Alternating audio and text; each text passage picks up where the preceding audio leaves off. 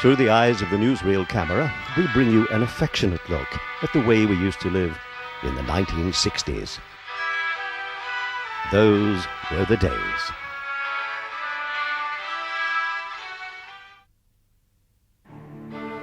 A key event in the shaping of the 1960s occurred at the very beginning of the decade. National service, the system that had obliged Britain's young men to complete 2 years of military service, had finally been scrapped. This gave thousands of 18-year-olds the chance to enjoy life, just as they were coming of age. The decade began joyously for Britain with a royal wedding. On May 6, 1960, Princess Margaret married Anthony Armstrong Jones, a society photographer, at Westminster Abbey, and the newsreel cameras captured the event. The marriage charmed the whole nation. It was a perfect way to start a new decade. The couple received the blessing of the Archbishop. And now, London and the world awaits their first appearance as man and wife.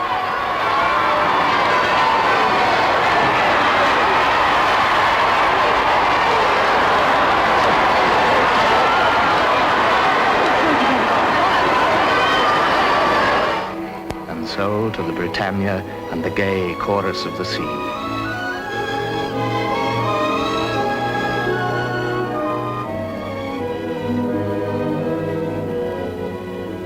Such was a May wedding in London, which touched the hearts of people far and wide, not only for its solemn vows and circumstance, not only for the pomp of beauty and romance, but for the happiness that sailed on the evening tide.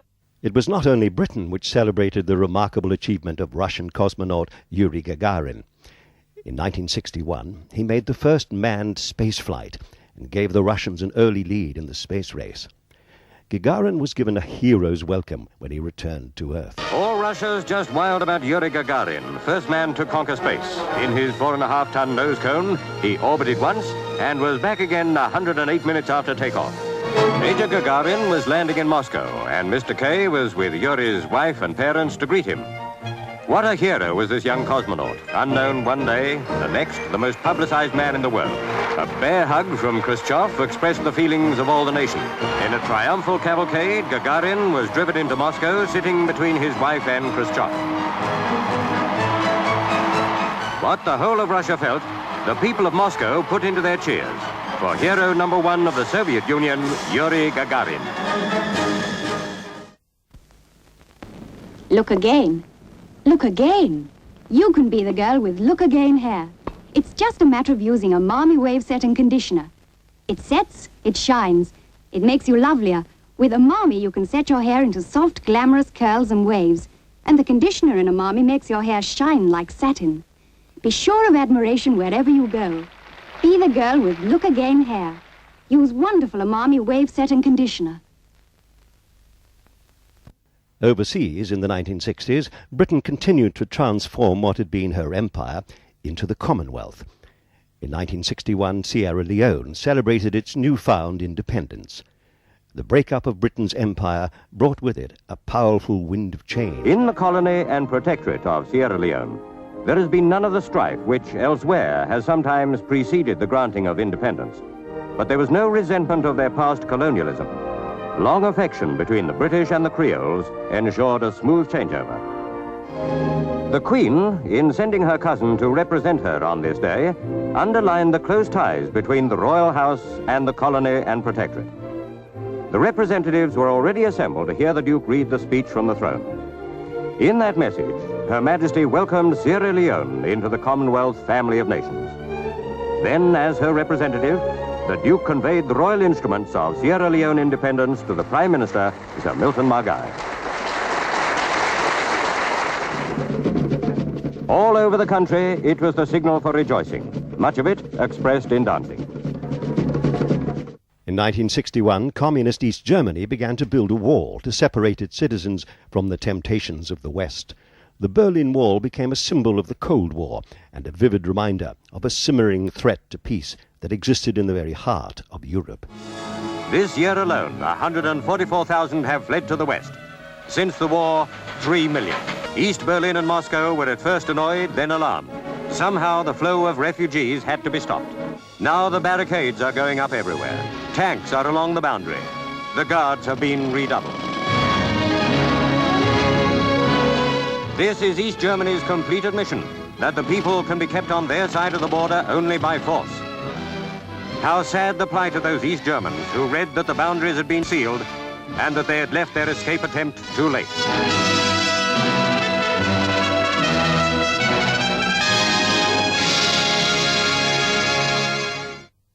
Shall be the policy of this nation to regard any nuclear missile launched from Cuba against any nation in the Western Hemisphere as an attack by the Soviet Union on the United States, requiring a full retaliatory response upon the Soviet Union. The communist menace became a terrifying reality in 1962 when the world went to the very brink of nuclear war. The Russians placed nuclear weapons in Cuba, close to mainland America. The tenseness was unmistakable. Both people and government expected an American invasion. Students helped to man the anti-aircraft guns. Not very impressive-looking weapons against the sort of planes the U.S. could have sent over if invasion had been the plan.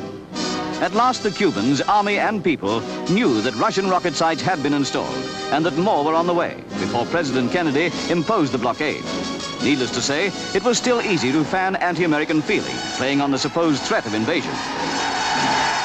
Cool heads in a volatile situation eventually saw sense, and a nuclear showdown was narrowly avoided. After Kennedy called the Russian bluff, even the Cubans sensed that Castro suspected he had backed the wrong horse. The rockets will be dismantled and taken away. Headaches dissolve safely with Disprin. Throughout Britain, the financial boom of the early 60s put fresh money in everyone's pockets. After years of austerity, there was suddenly an extraordinary sense of freedom in the air. For the first time since the war, young people had money to spend and a huge choice of things to spend it on. How you looked mattered more than ever. It was seen as a form of self-expression.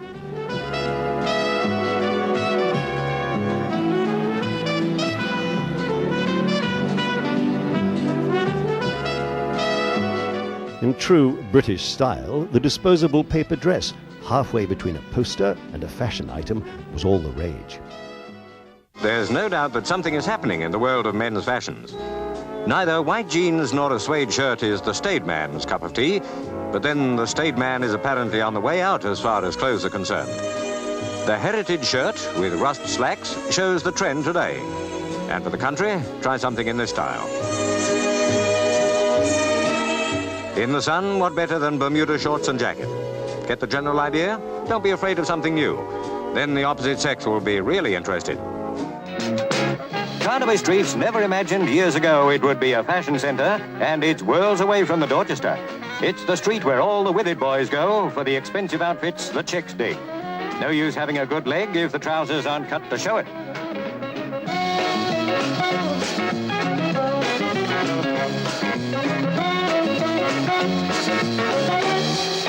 No matter how handsome a mod may be, the right gear gives him real class. No wonder Carnaby Street's doing big business. They daren't fall behind in the fashion race.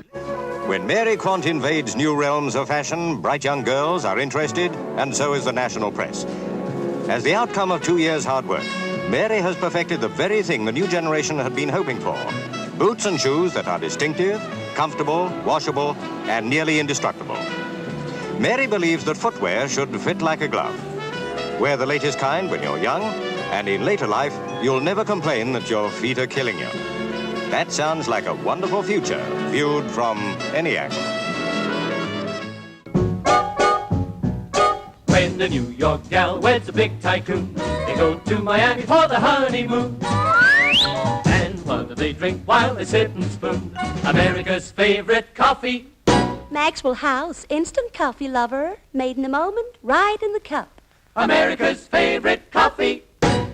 Maxwell House Instant Coffee. It's made in England now. There's no cure for baldness, but a Manchester firm have developed the next best remedy, a new look toupee. Short back and sides are out at this hairdresser's in reverse. It's more important to get that crown or temple measurement correct. A neat hairstyle always makes a good impression. It's embarrassing enough when a hat blows off, but there's a worse fate for the wearer of a toupee unless it feels secure.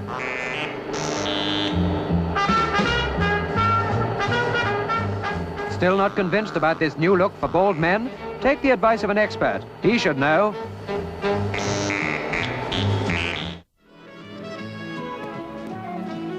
Freedom of expression wasn't limited to clothes, as this young couple demonstrate. The place these two characters went to caters for exactly that, dressing the crops like crazy. Sort of place that gives new heads for Teds. Girls like boys, boys like girls. Both the squares think like nothing on earth. Okay, man, shoot with that crazy wind machine. Cyril certainly is the most in this business. What a stylist. A touch of the silver spray, and you're king of the coffee bar. All this talk about sex equality has clean gone to their heads. Hollywood continued to cast its spell in Britain as everywhere else. In 1962, the media reflected the nation's shock at the unexpected death of an American superstar, Marilyn Monroe. When she married the eminent dramatist Arthur Miller, they said that at last she had attained the personal happiness which had eluded her till then. Miller, people thought, would give her the stability her life had lacked till then. And so for a short time, it seemed to be. Yet all the time, she was basically unhappy. And now, to her unnumbered admirers, the great and humble alike, there is only the lovely memory of Marilyn Monroe. In the early 60s, the British press and public were still fascinated by the royal children. Princess Anne's first day at Benedon School was a major news story. The headmistress, Miss Elizabeth Clark, and her staff were taking the big day in their stride. She was receiving more than 60 new girls, and they, of course, will remember the occasion all their lives. To the Queen were presented the head girl of the school and of Princess Anne's house. Her Majesty greeted members of the staff, and the atmosphere was unaffectedly friendly. So Princess Anne has begun life at school. May the years she will spend there be always pleasantly remembered. A year earlier, Prince Charles had travelled to Scotland with his father, Prince Philip, for the first day of term at his new school, Gordonston. And so, my fellow Americans, ask not what your country can do for you. Ask what you can do for your country. There was disbelief when news reached Britain that John F. Kennedy, the President of the United States, had been assassinated in Dallas, Texas. He'd been a great ally to Britain and had offered the world the hope of a bright future. There was a vast wave of sympathy for America and for the President's beautiful widow. From a high window rings out the shot that changes American history. Confusion is indescribable. Both the President and Governor Connolly are hit. While they are rushed to hospital, swarms of police and FBI men search for the assassin. The police now have the murder gun. On it, they say, a palm print of the man under arrest. He is 24-year-old Lee Harvey Oswald. 4 years ago, he defected to Russia, worked there, and married a Russian. Now the world hears the appalling news. President Kennedy is dead. In a bronze coffin, his body arrives at the airport. Mrs. Kennedy, her dress stained with her husband's blood, rides in the ambulance. It is dark at the White House when the body of Mr. Kennedy is brought back. The saddest homecoming in presidential history. So Disprin dissolves your pain away safely and quickly. In 60s Britain, how and where we lived changed dramatically. New towns continued to replace the slums. They raised the standard of living for families all over the country. Basildon Newtown, where the architects could draw on tradition, but without any need for compromise, translate a drawing board dream into living reality. Basildon, with its integrated shopping centres and bright new houses, built so that no traffic roads separate them from schools, splendid in their spaciousness. And spaciousness is part of this concept of modern living, which has given hope and happiness to people sick of overcrowding in the big cities.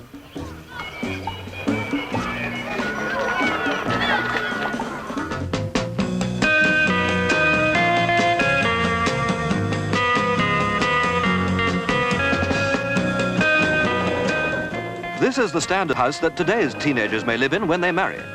Touch of the switch central heating, they say, will soon be universal. because we're seeing the prototype of luxury living ready for mass production, with banquet candles as adjustable as a gas stove. Look at tomorrow's standard electric lights.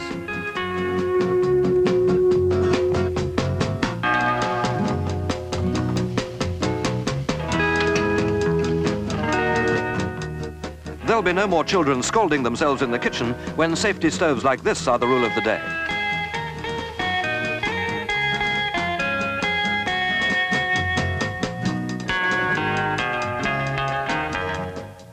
But how can you nag a husband when you've got a machine that will do all the washing up?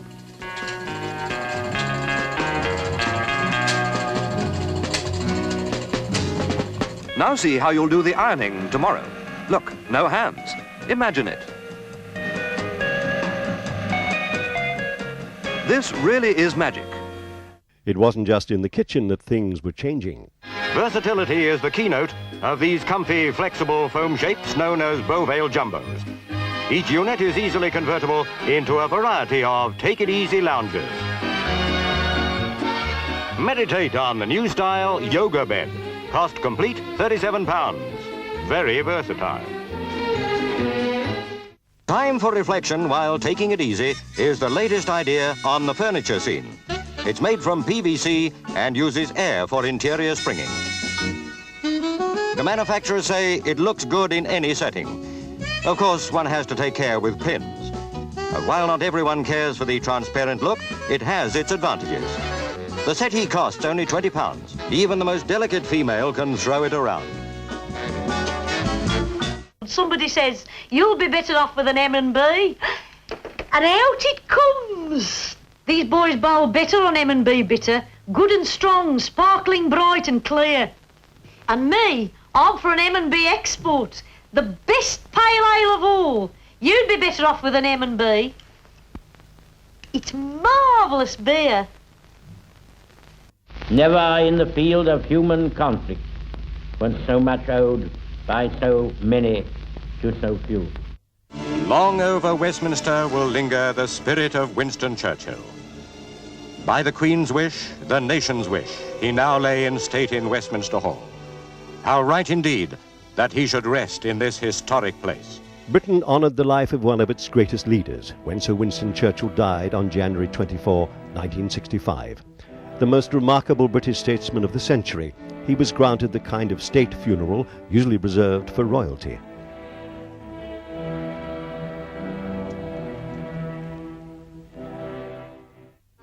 In London, the flags everywhere at half-mast. Sorrow was felt now. The old warrior had fought his last fight. It was time now for the tribute of the people. Some had waited all night to be among the first to enter Westminster Hall. First of a huge throng to come during the lying in state. People of all ages, of all classes, filed reverently past. For never has so eminent a man been so widely loved. The Pennine Moorlands, scene of one of the most intensive murder hunts of the century. Police and hundreds of volunteers continue their gruesome search for the bodies of murder victims, working on a scant tip-off that the bleak moors hide the evidence of a mass murderer. The discovery of the bodies of 2 children on the Yorkshire moors in 1966 led to a massive police investigation. Police and tracker dogs have stepped up the search since the body of 10-year-old Anne Downey was found here. She had been missing since last Boxing Day. Nearby, the hunt also revealed the grave of 12-year-old John Kilbride. More clues were discovered. Tests may prove them to be of vital importance. In May, Ian Brady and Myra Hindley were sentenced to life imprisonment for the horrific Moors murders. While the moorland search continues, police have been probing the mysteries of bloodstains in an unoccupied house near Manchester. An old van discovered in Nottinghamshire may also prove to be a vital clue in the murder hunt. Holidays were precious times in 1960s Britain. Most people still went to the beach to enjoy traditional entertainment such as Punch and Judy or the amusement arcades on the pier. But the traditional bucket and spade resorts were beginning to witness violence. If Brighton did not do record holiday business, it must have been very close to it. That unfailing recipe, sun, sea and the beach, was mixed to perfection. Brighton did not go scot-free. Before the holiday was over, The 76 mods and rockers were arrested. For the rest, it was pretty well perfect.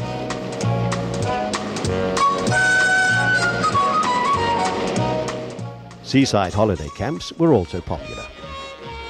This is a new game they're trying out at the Clacton Holiday Camp. Not exactly a game of skill, though you do play it on a marked board or sheet. But there are no pieces to play with. You have to use yourself. The arrow tells you where to put your hands and feet, and the idea is to overbalance your opponent. It sounds as complicated as the things that happen when you play it.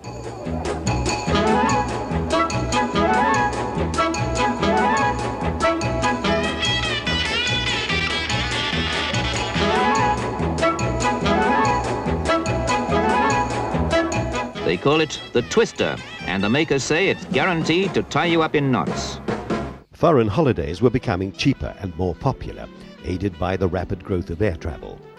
British airlines such as BOAC began to offer cheaper services aimed directly at holidaymakers. For many Britons, flying was an exciting new experience. For a lucky few, a trip to Florida, to Disney's theme park, became an option. Main Street is the hub of this happy kingdom, and Pluto is there to remind you who it was that dreamed up all this colour and fun. Not to mention Goofy.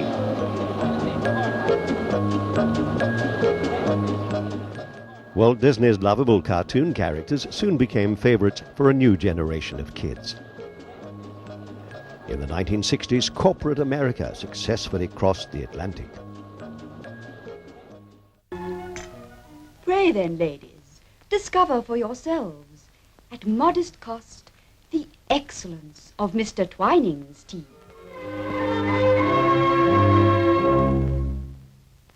For British sports fans, the unforgettable moment of the decade was England's World Cup victory in 1966. There was controversy before a ball was kicked. The golden trophy was stolen while being exhibited around the country. It was later discovered by a dog called Pickles, who briefly became a national hero. With victory almost in England's grasp, Germany forced an equaliser, and the game went into extra time. What followed became one of sport's most controversial moments.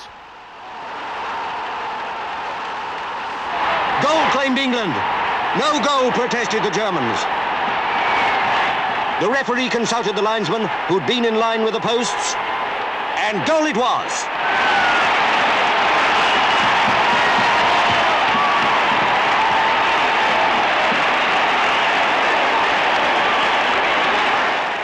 A few minutes later, the game was over beyond any doubt. Geoff Hurst saw an opening in the defence and achieved the hat-trick. Bobby Moore led England up to the Royal Box to receive the Jules Rimet Cup and the winners' medals. To be here as winners of the FA Cup has often been described as the summit of a footballer's ambition. How much greater was the triumph they enjoyed now.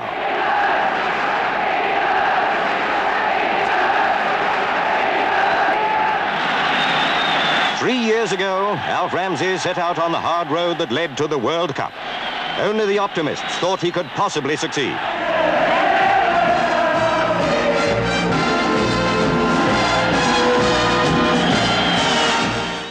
From celebration to disaster in October 1966, when news of the Aberfan landslide broke, a massive coal slag heap buried a school in the Welsh mining town. In a few minutes, nearly 200 children, happy because they would begin a holiday that afternoon, were engulfed. On the site of the landslide, the task of rescue operated with speed. It looked impossible, it looked hopeless.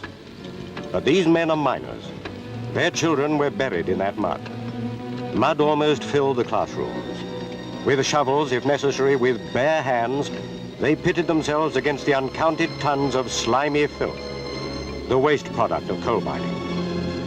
Perhaps their little sons and daughters might still be alive. The school lay in the direct path of the disintegrating, man-made mountain. In the 60s, 4 young musicians from Liverpool changed pop music forever, and their screaming fans created a new phenomenon, Beatlemania.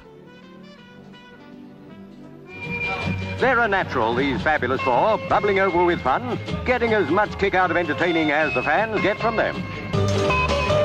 George Harrison, Ringo Starr, John Lennon, Paul McCartney.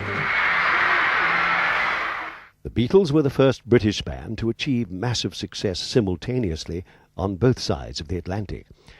They launched the British invasion of the American charts. John, Paul, George and Ringo added to the feeling that Britain was the place to be in the 60s.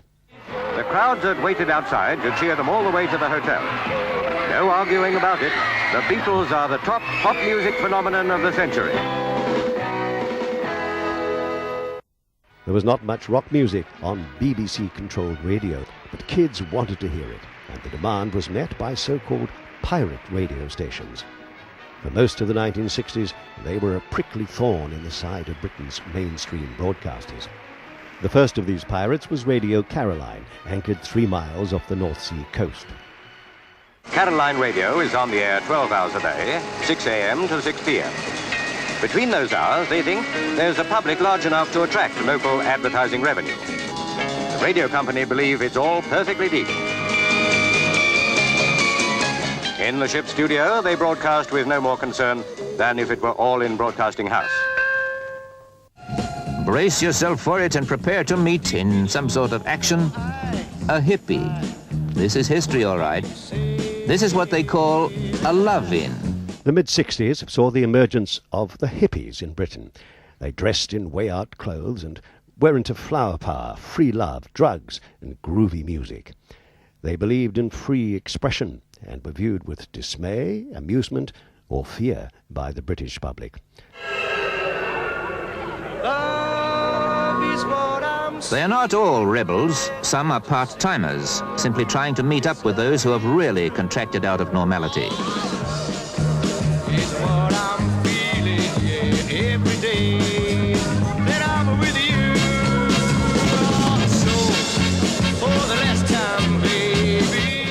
Their rebellion was one of peace and love, but then they began to get involved in protest politics.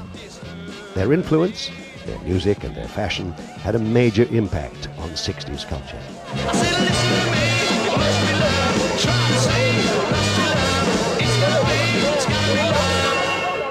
If the Beatles were the acceptable face of Britain's pop boom, the Rolling Stones were its dark, dangerous side. They represented a voice of contempt for conventional society, and their fans were drifting well away from the philosophy of love and peace. After the death of Brian Jones in 1969, the Rolling Stones gave a famous free concert to more than 250,000 of their fans in Hyde Park, London. Some 3,500 white butterflies were released. Mick Jagger had read a poem which included the line, "He is not dead," in tribute to the young guitarist who had died shortly before in the swimming pool at his home. In the oldest traditions of show business, the show went on.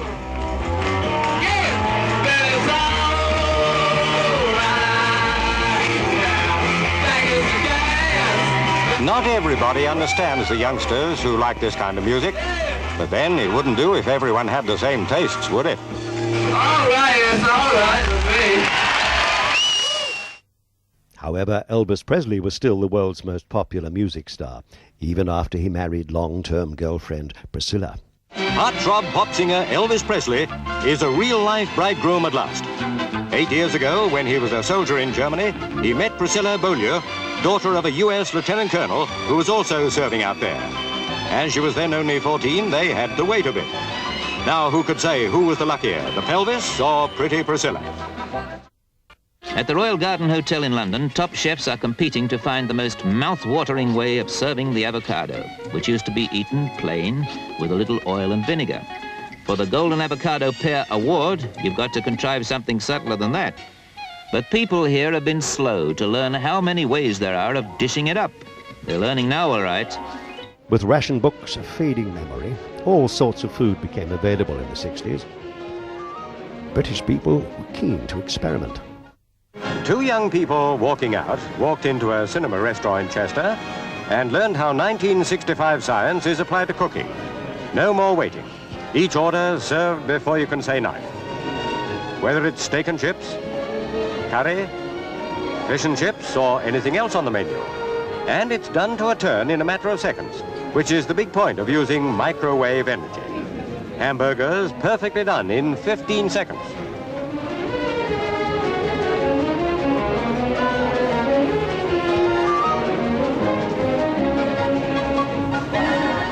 It's wonderful news for women.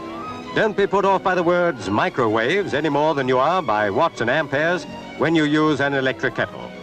In the home kitchen, it could be the end of slaving over the hot stove. The GPO Tower. It houses the post office's last word in communication. But up here, you're literally above all that, revolving in Butlin's Top of the Tower restaurant, offering you a visual menu that takes your breath, but not your appetite, away. This is a really exciting kind of Epicurean thrill. This is the only way you can eat your way around London without overdoing it. The soup with St. Paul's, the fish over Fitzrovia, and you can see the South Downs with your steak. The food up here is no optical illusion. It's high life par excellence. You've really come up in the world here, where you're always moving with the times, and the whole of London is yours, on a plate. Since 1965, American troops have been fighting the communist Viet Cong guerrillas in North Vietnam. By 1968, the war had claimed thousands of American lives.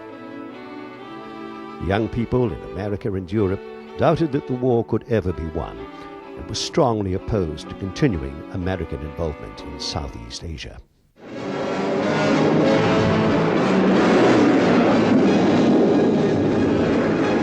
Both sides in this long and escalating war believe that it can be won on the battlefield, though many experts in neutral countries say that in a negotiated settlement lies the best hope of a lasting peace. In the wake of mortar fire and bombs, landing parties moved towards the jungle hideouts of the Viet Cong, and this was only one of many attacks carried out almost daily within 25 miles of Saigon. As the death toll continued to rise, the anti-war protests in Britain became angrier. It started as an anti-Vietnam War demonstration in Trafalgar Square. Vanessa Redgrave, as usual, was in the vanguard of the would-be peacemakers. But also there were troublemakers, people not content to just voice their disapproval of the war in Vietnam. And so they marched through the Sunday streets of London to Grosvenor Square and the American Embassy. By the late 60s, the peaceful protests of the hippie movement had all but disappeared. A more radical agenda had evolved. But at the head and in the midst of the advancing column, the hate makers were at work. This was how they turned a demonstration for peace into a bloody riot such as Britain has never before witnessed. Protest was by this time less about alternative lifestyles and more about political goals. Protesters were united against what they saw as the repressive machinery of the state. The air of optimism that had carried Britain through most of the decade was beginning to fade, and the protest had become stained with violence. News reports of the time were not always sympathetic to the protesters. 117 policemen were injured while defending themselves and doing their duty. Only 45 demonstrators were hurt. The police have earned the highest possible praise for their incredible self-control against overwhelming brute force on a day when a demonstration for peace ended as a war in the heart of London. Across the Channel, French students and workers joined forces to protest against the Vietnam War and began a long and bloody fight with the police. Their battles were more violent than anything seen in Britain.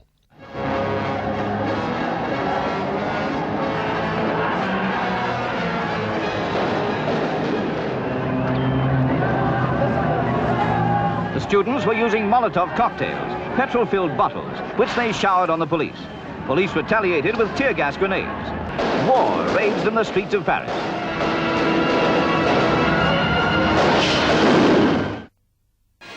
Meanwhile, Britain continued to display its flair for commercial innovation. Everything here is designed to speed commerce along. Machines can do anything. For instance, counting your loose change. Yes, Olympia's the showplace of all that's new and slick in the business world. And when efficiency brings in the cash, how about this gadget for saving time counting those good old-fashioned banknotes? Rewarding work, isn't it? And here's the latest in telephones. No dialing needed, just press the right buttons and, hey presto, wrong number. But if you want it in writing, this machine does the trick. Jot it down here, and an exact copy comes out the other end instantly. for the harassed filing clerk a new life. An index finger on the button and up pops the index. A machine that certainly speeds up production. Just the sort of thing Postmaster General Wedgwood Ben's working on. A London exhibition shows how the GPO is mechanizing the mails. It's all done by electronics, virtually eliminating error in the sorting office. Every day, 30 million letters are posted to about 18 million addresses. Hand sorting puts up our postal costs more each year. They haven't developed a robot postman yet, but mechanization is certainly on the way in all other departments. They'll get those bills coming in faster yet. The assassination of Martin Luther King in 1968 shattered the dream of racial equality. The man whose whole strategy was based on peaceful protest had been violently murdered. But Dr. King was shot down by an assassin in Memphis, butchered by someone who did not understand the meaning of peace, as did the great Negro leader. In Washington, at one of the greatest of all rallies for equality and freedom, Dr. King made an impassioned plea on behalf of the thousands of Negroes and white sympathizers gathered at the Lincoln Memorial. I have a dream that one day this nation will rise up and live out the true meaning of its creed. We hold these truths to be self-evident, that all men are created equal. I have a dream. Dr. Martin Luther King was not allowed to see his dream become reality. In 1968, communism reminded the world that its leaders were prepared to be ruthless to protect their interests. In Britain, protesters showed their support for the Czech people, who were fighting for their freedom from rule by the Soviet Union. Large angry crowds found a target for their bitterness at Earl's Court, the Russian exhibition. Police stopped them getting in, but they stayed to demonstrate, echoing the feelings of millions. The citizens of Prague knew the full meaning of occupation by force. The Russians, while supposedly their allies, were not wanted. The fighting spirit of many Czechs was aroused. They retaliated against overwhelming power. In Czechoslovakia, the Russians soon put an end to attempts to create a more liberal state, and within days a massive Soviet invasion force was sent to crush the demonstrations. In the midst of their troubles was the added concern for their leaders, Dubček, Svoboda, and others who had disappeared. However, it was learned they were in Moscow, having talks with the Kremlin bosses. They talked, and the world wondered. Dubček and Svoboda are now home from their talks with some form of solution to their country's future. A country, like many others, in quest of peace. Racing fans, in June 1968, were treated to one of the most exciting derbies in years. The race was won by a remarkable combination of jockey and mount. Lester Piggott and Sir Ivor, the greatest team ever to race in a derby. Loading the highly strung field into the starting stalls went off without a hitch. In the lead and setting a good early pace was Ben Roy as they raced up the hill. Now the pace was hotting up. Ben Roy still had the lead, but overhauling fast was Connaught, clear of Society, Atopolis, Laureate, Rimond and Sir Ivor. As they entered the final furlong, Sir Ivor. Watch Lester Piggott urge him into a fantastic burst of speed, which shot him to the front. Sir Ivor streaked ahead to pass the post a length and a half clear of Connaught. If ever a horse and jockey deserved to be in the winner's enclosure, they were certainly Sir Ivor and Lester Piggott. In the 1960s, more cars meant more parking restrictions and the birth of traffic wardens. This fine body of 50-year-olds, that's the average age, are the first of the new traffic wardens in training to keep the traffic flowing. Mostly former servicemen, they soon finish their basic training. How can we prevent the ever-increasing traffic halting into one big jam? Parking meters in the city of Westminster have done something, but there are still scores of streets and squares being turned into unofficial car parks. But what can you do? You've got to park somewhere. All right, but not in the wrong places, says Scotland Yard. So from now on, the traffic wardens will see that parking meter rules are observed, as well as informing motorists where they can park and coming down on those who do so in forbidden spots. And it's all going to be done courteously. No slanging matches, just say what awful weather we're having, sir, and fine him £2. This is Wing Commander Kenneth Wallace testing his one-man autogyro in a field outside his home in Norfolk. The rotor blades, which make it look like a helicopter, don't turn until takeoff. The real drive comes from a 72 horsepower propeller engine mounted in the rear. The result is what you might call an aerial scooter, the answer to many of frustrated commuters' heartfelt prayers. Everyone was on the move in the 60s, and it didn't matter how you got around as long as you were going somewhere. This cross between an aqualung and a motorbike is the latest idea for lunar travel. But before they go careering about the craters of the moon, they're making sure it's not earthbound.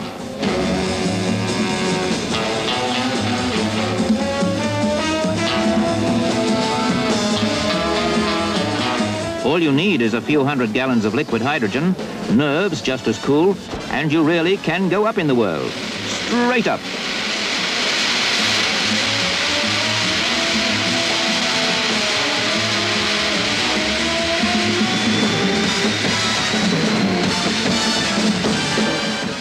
Sutton Coldfield, another contender in the commuter car race. This one is the Colliday Chariot, brainchild of Mr. Robert Collier. He believes his car, which can turn in a 7-foot circle, has a great future with town shoppers. It's an all-weather vehicle which boasts a detachable hardtop for permitting weather, and though basically a 2-seater, provision has been made to find room for a couple of kids. Now for a practical demonstration. 2 adults and 2 children fit in snugly for a trip to the shops. Madam has no gear problems. It's fully automatic. Controls are simply a steering wheel and 2 pedals. One marked stop, the other go. It's claimed that a complete novice could drive it after a minute's instruction. A lightweight plastic body is proof against rust. And another point in its favor is the ease with which it can be parked, even in the smallest space. The Chariot is now ready to go into production and is planned to sell at £300, including purchase tax. Can't be bad.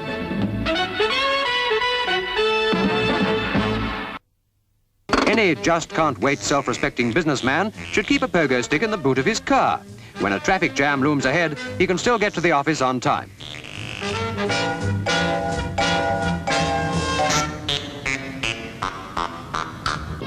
Spring in the air, but the only ones to enjoy any of the warmth were students from Cambridge University who took part in a ragweek stunt, among them Frances Hogg, daughter of Quentin. The plan was to have bounced into town from the seat of learning. The weather put paid to that. So, after 24 hours of non-stop bounding around Cambridge, the winning team went to London by more conventional means and just hopped the last few miles to collect their prize.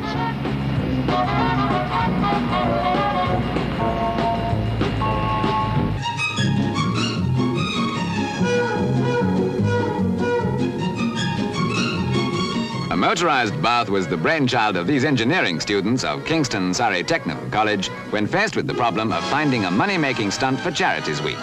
Once they'd hit on the idea, they got the bath itself from a student who announced rather vaguely that he no longer needed one. It turned out to be a British-built 1927 model. So that its external shape would not be too much impaired, a compactly designed motor scooter unit was installed at the plug hole end. Everything else, including brake systems, suspension, steering, and gear change mechanisms, were designed and made to comply with the numerous Road Transport Acts. An amateur designer with novel ideas is jobbing contractor Tom Hancox of High Wycombe, Buckinghamshire. He invented these motorized roller skates during the last war as suggested transport for foot-weary soldiers. He settled for using them simply to give his daughter a lift to work.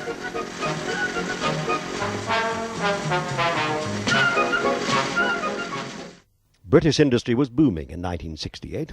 The launch of a new ocean liner in Glasgow demonstrated that Britain could still claim to be the world's leading shipbuilder. Dominating the scene, the Q4, culmination of an immense team effort by designers and builders. The bow overhung the slipway to accommodate her great length, 963 feet.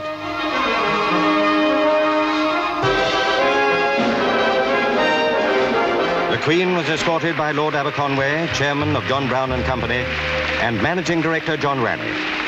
Many thought that the presence of the Queen's sister indicated that Princess Margaret would be the new ship's name. The slip of paper bore the name that in a few seconds Her Majesty would give to the Q4. The well-kept secret would be world news. I name this ship Queen Elizabeth II.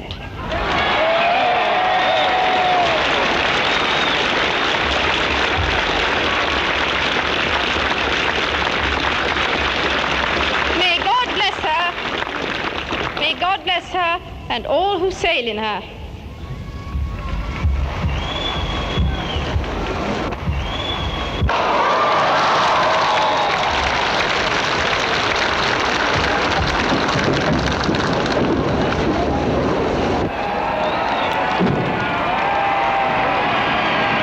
Old hands at Clydebank remember the day 33 years ago when from the same slipway the Queen Mary was launched. The Queen Elizabeth came 4 years later. And now the Queen Elizabeth II went down to meet the sea.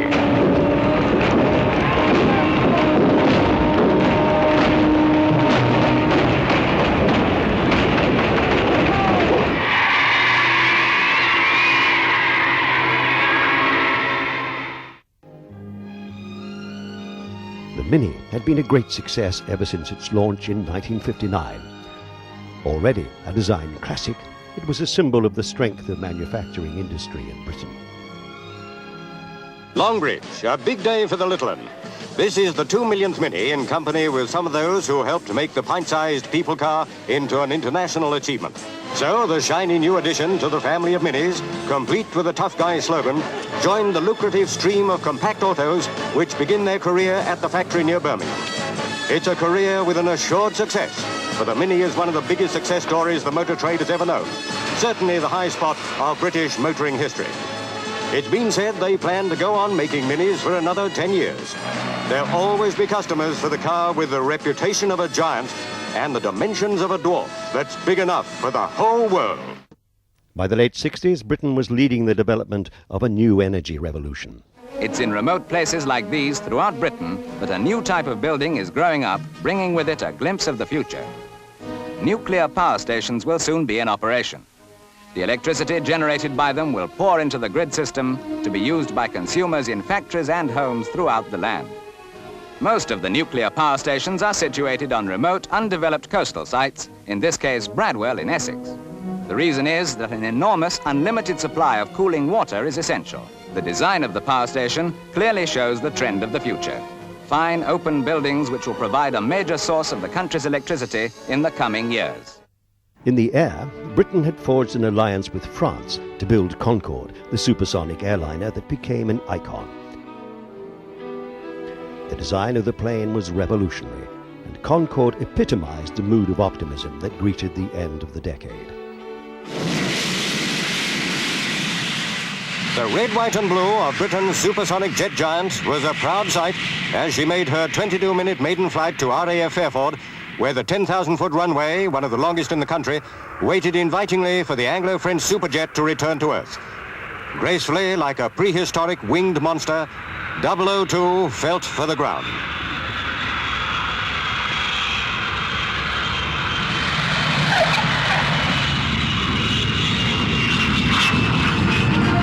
This was yet another day of success for the ambitious Anglo-French civil aviation project. The dream of years was a magnificent reality, putting both nations way ahead of the rest of the world and giving glimpses of the speedy 70s which lay ahead. Prince Charles, the 20-year-old heir to the British throne, found himself the centre of the nation's attention at his investiture as Prince of Wales in Carnarvon Castle in July 1969. A modern prince in a medieval castle kneeling before the Queen, who was fulfilling a promise and giving Wales a worthy prince for its own. In giving to the prince these insignias of office, the Queen could not conceal the gentle touch of a mother, despite the formal text of the letters patent, which proclaimed that Charles, Philip, Arthur, George may have the name, style, title, state, dignity and honour of the Principality of Wales and Earldom of Chester. We choose to go to the moon. We choose to go to the moon and do the other things, not because they are easy, but because they are hard. Ignition sequence start. 6, 5, 4, 3, 2, 1, 0. All engine running. Liftoff. We have a liftoff. 32 minutes past the hour. Liftoff on Apollo 11. No story better demonstrates the progress made in the course of the 1960s than this space adventure. At 3:56 a.m. British summertime, Neil Armstrong stepped onto the surface of the moon and finished what Yuri Gagarin had started. The decade ended with the same sense of excitement with which it had begun. Okay, engine stop. Host control, both autos, engine command override off. Engine arm off. We copy you down, Eagle. Houston, Tranquility Base here. The Eagle has landed. I'm at the foot of the ladder. I'm going to step off the limb now. That's one small step for man, one giant leap for mankind.